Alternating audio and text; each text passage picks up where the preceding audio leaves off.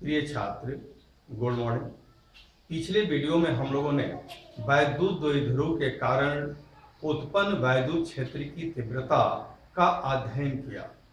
अब हम यह देखेंगे कि अगर एक समान वैद्युत क्षेत्र में किसी वैद्युत द्विध्रुव को किसी कोण पर रख दिया जाए तो उस वैद्युत द्विध्रुव पर क्या प्रभाव पड़ता है। तो यहाँ ब्लैक बोर्ड पर आप देख रहे हैं एक समान वैद्युत क्षेत्र। एक समान वैद्युत क्षेत्र हम किस प्रकार प्राप्त करते हैं, तो इसके लिए हम एक प्लेट ले लेते हैं। एक यहाँ प्लेट होता है, एक प्लेट धनावेशित और दूसरा प्लेट ऋणावेशित। दोनों पर आवेश एक समान होते हैं लेकिन विपरीत प्रकृति के होते हैं। यहां से इस तरह से हम तीर बना देते हैं। ये तीर इसके बीच में उत्पन्न वैद्युत क्षेत्र की तीव्रता को प्रदर्शित करता है। ये तीर इस प्रकार से बनने चाहिए कि ये समांतर हो और इनके बीच की दूरियां बिल्कुल एक बराबर हो, समदूरस्थ हो। हालांकि देखा जाए तो किनारे पर तो क्षेत्र एक समान नहीं हो पाता है, कुछ वक्रीय होता है, लेकिन अगर हम बीच की बात करें तो बीच में क्षेत्र बिल्कुल एक समान होता है। इस प्रकार से हम विद्युत क्षेत्र ये प्राप्त कर लेते हैं। अब इस विद्युत क्षेत्र में हम एक वैद्युत द्विध्रुव को क्षेत्र से थीटा कोण बनाते हुए रखेंगे। यह है वैद्युत द्विध्रुव। यहां है -q चार्ज और यहां है +q चार्ज। दोनों आवेशों के बीच की दूरी हम पहले से भी जानते हैं 2L होती है। तो दोनों आवेशों के बीच की दूरी 2L है। क्षेत्र से यह वैद्युत द्विध्रुव थीटा कोण बना रहा है। अब यहां अगर हम बात करें, एक समान विद्युत क्षेत्र है और यहां पर आवेश है। हम जानते हैं कि अगर एक समान विद्युत क्षेत्र हो और इसमें अगर कोई ऋण आवेश है तो आप स्वयं सोच सकते हैं कि इस पर किस दिशा में बल लगेगा। तो ये ऋण आवेश है, ऋण आवेश इसको प्रतिकर्षित करेगा और ये धन आवेश इसको आकर्षित करेगा, अर्थात इस पर इस दिशा में बल लगेगा। अगर ये चलने के लिए स्वतंत्र है तो इस दिशा में चलेगा भी। तो हमने देखा कि विद्युत क्षेत्र की दिशा होती है धन से ऋण की तरफ, लेकिन ऋण आवेश कैसे चल रहा है? ऋण से धन की तरफ, अर्थात विद्युत क्षेत्र की दिशा के विपरीत चल रहा है। इस बात को आप हमेशा याद रखेंगे कि ऋण आवेश सदैव वैद्युत क्षेत्र की दिशा के विपरीत चलता है। ठीक इसी प्रकार से अगर हम धन आवेश की बात करें तो यह है धन आवेश। इस धन आवेश को यह आवेश प्रतिकर्षित करेगा और ऋण आवेश इसको आकर्षित करेगा। तो फिर धन आवेश इस दिशा में गति करेगा, यानी कि वैद्युत क्षेत्र की दिशा में गति करेगा। तो धन आवेश सदैव वैद्युत क्षेत्र की दिशा में गति करता है और उसी दिशा में उस पर बल भी लगता है। इस बात को बिल्कुल ध्यान में रखते हुए हम यहाँ की बात समझने की कोशिश करेंगे। जैसे -q चार्ज है तो इस पर किस दिशा में बल लगेगा? आप देख रहे हैं यह है वैद्युत क्षेत्र की दिशा, तो वैद्युत क्षेत्र की दिशा के विपरीत बल लगेगा। इस दिशा में इस पर बल लगेगा। उस बल का मान क्या होगा? QE। हमने फॉर्मूला पढ़ा E = F/Q। तो F इक्वल क्या हो जाएगा? QE। लेकिन ऋण आवेश पर यह बल लगा है QE और इसकी दिशा है क्षेत्र के विपरीत, तो यहां पर हम माइनस रख सकते हैं। और ये यहां देखते हैं +Q पर बल लग रहा है। QA किस दिशा में लग रहा है? +Q पर बल वैद्युत क्षेत्र की दिशा में लगता है, तो इस पर बल इस दिशा में लगेगा। Plus Q E. दोनों बलों को अगर गौर से देखा जाए तो ये दोनों बल लंबाई में तो सेम होते हैं, क्योंकि यहां पर दोनों के आवेश भी सेम है, Q और Q, और वैद्युत क्षेत्र जितना यहां पर है उतना यहां पर है, क्योंकि वैद्युत क्षेत्र तो एक समान है, तो इनकी लंबाई बराबर होती है, अर्थात ये दोनों बल परिमाण में बराबर होते हैं। लेकिन दिशा में देखा जाए तो दिशा तो विपरीत है इनकी, तो दिशा विपरीत है और ये समांतर भी है। तो हम पॉइंट्स नोट करते हैं। फर्स्ट, दोनों बल परिमाण में बराबर है, ओके। सेकेंड पॉइंट, दोनों बल दिशा में विपरीत हैं। थर्ड पॉइंट, दोनों बल समांतर हैं। अगर इस तरह से हम लाइन खींचें और यहां पर ऐसे लाइन खींचें कि ये दोनों लाइन बिल्कुल समांतर प्राप्त होती हैं। और एक और इसमें गुण है जो बहुत ही इंपॉर्टेंट है। आप देखिए, इस तरह से अगर समांतर लाइन खींचे और यहां पर ऐसे समांतर लाइन खींचे कि ये दोनों लाइनें भिन्न भिन्न जगहों पर है। और यहां एक बात हम और समझ लेना आवश्यक समझते हैं। जैसे मान लीजिए इस पर हम बल लगा रहे हैं इस दिशा में, तो बल की दिशा में अगर हम एक लाइन खींच दें तो उस लाइन का नाम होता है बल की क्रियात्मक रेखा। हमेशा इस बात को याद रखेंगे।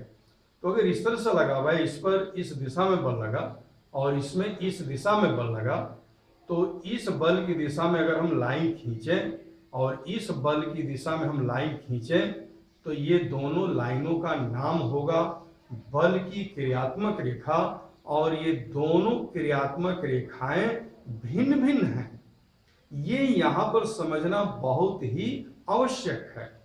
अब चलिए, अगर इस तरह से हुई है, इधर इस पर बल लग रहा है इस दिशा में, इस पर बल लग रहा है इसके विपरीत इस दिशा में, अगर इन दोनों बलों की क्रियात्मक रेखा खींचा जाए इस तरह से, अगर हम खींचते हैं तो क्रियात्मक रेखाएं तो बनेंगी, लेकिन दोनों क्रियात्मक रेखाएं एक ही रेखा पर बनेगी। वे दोनों अलग अलग बिंदुओं पर ना होकर के ये दोनों बल जो है, बल की जो रेखाएं हैं वह एक ही बिंदु पर एक ही रेखा पर बनेगी। तो जब एक ही रेखा पर बनेगी तो ये दोनों बल इसको घुमा नहीं पाएंगे। लेकिन अगर इनकी क्रियात्मक रेखा अलग अलग है तो फिर वे दोनों बल इसको इस तरह से घुमाने की प्रवृत्ति रखते हैं। जब दो बल ऐसे हों जो किसी वस्तु को उसके अक्ष के परितः घुमाने की प्रवृत्ति रखते हैं तो उस बल का नाम होता है बल युग्म। तो यहां हमने क्या देखा, ये चारों गुण इसमें विद्यमान है।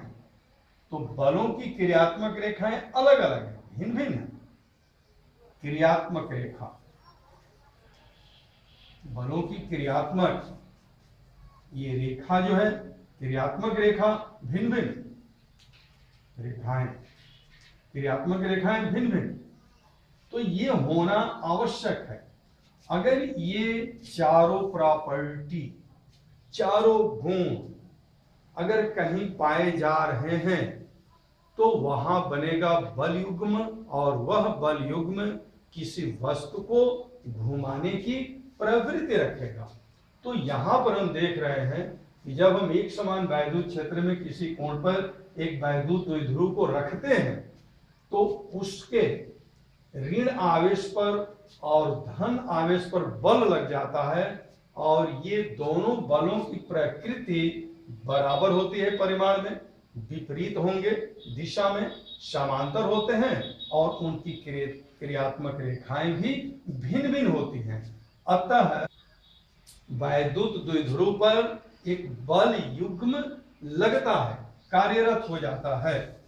अब हम प्राप्त करेंगे कि उस बल युग्म का आघूर्ण क्या होगा। तो इस तरह से हमने देखा ये चारों गुण होने चाहिए। और ये बल करता क्या है, ये बल जैसे सपोज कीजिए इस तरह से है, इस पर इधर बल लगा, इस पर इधर बल लगा, तो ये दोनों बल इसको क्या करेंगे, इसे घुमाएंगे, इस तरह से घुमाएंगे और घुमा कर इसी तरह से रख देंगे, क्योंकि ये बल तो अभी भी लग रहा है और ये भी बल अभी भी लग रहा है, लेकिन दोनों बलों की क्रियात्मक रेखा एक ही रेखा बन चुकी है। तो अब वे दोनों बल इसको घुमाने की प्रवृत्ति इस दशा में नहीं रखेंगे।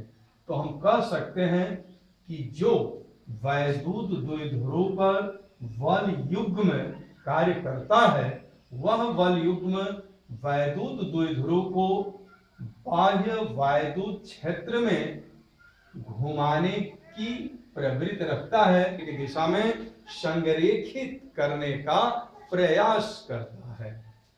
तो आइए अब यहां पर हम बल युग्म का आघूर्ण निकालना चाहते हैं। क्या होता है बल युग्म का आघूर्ण?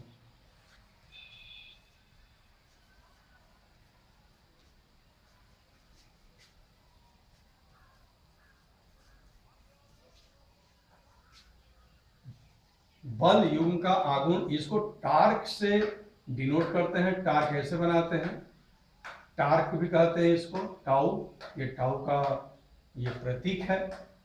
बल, इन दोनों बलों में से हम कोई एक बल लेते हैं गुणा, और दोनों बलों की क्रियात्मक रेखाओं के बीच की लंबवत दूरी, दोनों बलों की क्रिया रेखा के बीच की लंबवत दूरी। इससे क्या मतलब है, आइए थोड़ा हम यहाँ पर देखते हैं। तो यहाँ पर ये बल लगा हुआ है, बिल्कुल इसी की दिशा में अगर हम एक लाइन खींचते हैं तो इस लाइन का नाम होता है क्रिया रेखा, बल की क्रिया रेखा। बिल्कुल उसी प्रकार से यहाँ पर बल लगा हुआ है QE, बिल्कुल इसी के सिद्ध में इसी की दिशा में अगर हम एक लाइन खींचें तो इस लाइन का नाम होता है बल की क्रिया रेखा। तो दोनों बलों की क्रिया रेखा आप स्पष्ट देख रहे हैं। इन दोनों बलों की क्रिया रेखा के बीच की लंबवत दूरी चाहिए। तो यहां से अगर हम लंब डाल दें, यहां से अगर हम ऐसे लंब डालें तो ये लंब रेखा प्राप्त होती है। ओके, ये लंब रेखा प्राप्त होती है, यहाँ पर 90 अंश का कोण है और यही दूरी तो हमें निकालनी है। बलों की क्रियात्मक रेखाओं के बीच की लंबवत दूरी हमें प्राप्त करना है। तो यहाँ पर एक समकोण त्रिभुज बन रहा है। इस समकोण त्रिभुज में 90 अंश के सामने एक कर्ण हुआ, थीटा के सामने लंब है और ये है आधार। तो हम इस दूरी को निकालना चाह रहे हैं, अर्थात इस समकोण त्रिभुज में हम लंब को निकालना चाह रहे हैं। तो फिर हमारा फार्मूला हो जाएगा sine theta is equal to लंब, लंब इसको भी हम ले सकते हैं, लंब ही लिख दीजिए, अपन कर्ण, कर्ण क्या है भाई 2l है। तो हम तो लंब निकालना चाह रहे हैं, तो लंब इक्वल हो जाएगा 2l साइन थीटा। तो यहां हम देखें तो यह जो दूरी है ये है 2l साइन थीटा।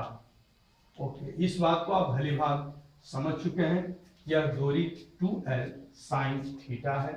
ओके, अब आइए अगर इसको हम यहां पर रखते हैं, जैसे टाउ, यह है बल युग्म का आघूर्ण, दोनों बलों में से एक बल लेना है तो किसी एक को ले लीजिए QE, और इसके बाद हम लेंगे यह बीच की दूरी 2l sine theta, 2l sine theta. तो क्या बन जाता है 2QL को अलग कर दीजिए, 2QL, 2QL, उसके बाद क्या बचता है E साइन थीटा। इस तरह से हमें बल युग्म का आघूर्ण का सूत्र प्राप्त हो जाता है।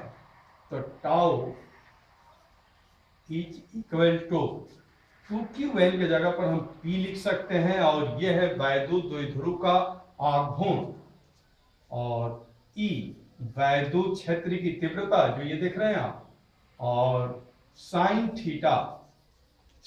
थीटा यहां पर जो कोण बन रहा है इसी का यहां पर आया हुआ है साइन। तो हमें बाह्य चुंबकीय क्षेत्र के अंदर किसी कोण पर रखे वैद्युत द्विध्रुव पर लगे हुए बल युग्म का आघूर्ण अगर प्राप्त करना चाहते हैं तो हमें 3 चीजों की जरूरत होती है। एक वैद्युत द्विध्रुव का आघूर्ण P, दूसरा बाह्य चुंबकीय क्षेत्र E का मान, और तीसरा वैद्युत द्विध्रुव को क्षेत्र से कितने कोण पर रखा गया है।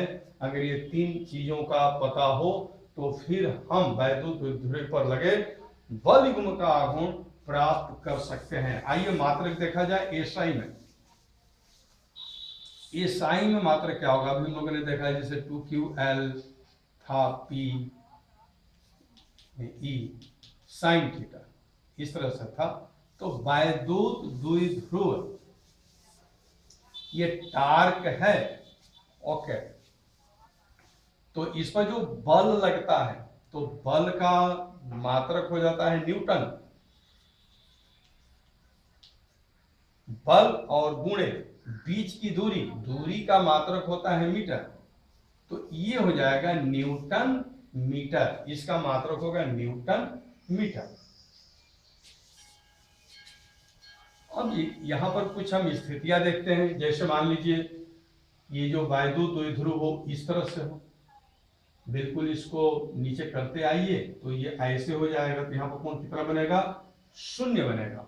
यानी कि अगर वैद्युत द्विध्रुव क्षेत्र के समांतर हो तो थीटा होगा 0, उस स्थिति में यहाँ पर 0 होगा, सब 0 हो जाएंगे, यानी कि जो बल युग्म का आघूर्ण होगा वो 0 होगा, अर्थात वह जो दोनों बल होंगे वे वैद्युत द्विध्रुव को घुमाएंगे नहीं।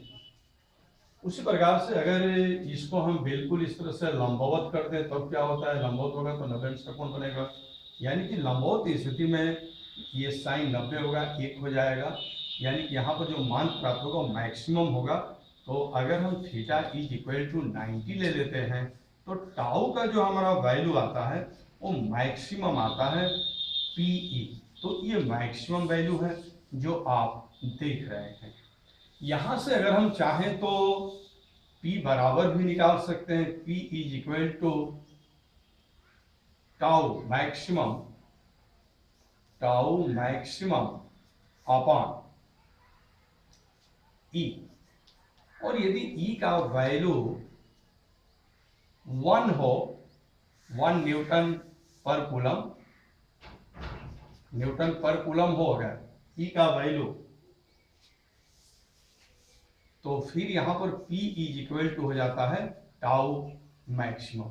इसका क्या अर्थ हुआ, यह है वैद्युत द्विध्रुव का आघूर्ण। वैद्युत द्विध्रुव का आघूर्ण बल युग्म के आघूर्ण के बराबर होगा, कब, जब वैद्युत द्विध्रुव क्षेत्र के लंबवत रखा गया हो और बाह्य वैद्युत क्षेत्र की तीव्रता 1 मात्रक हो, तब हम कह सकते हैं कहता है किसी वैद्युत द्विध्रुव का आघूर्ण उस बल युग्म का आघूर्ण है जो कि वैद्युत द्विध्रुव को 1 न्यूटन पर कूलम के एक समान वैद्युत क्षेत्र की दिशा के लंबवत रखने पर वैद्युत द्विध्रुव पर लगता है।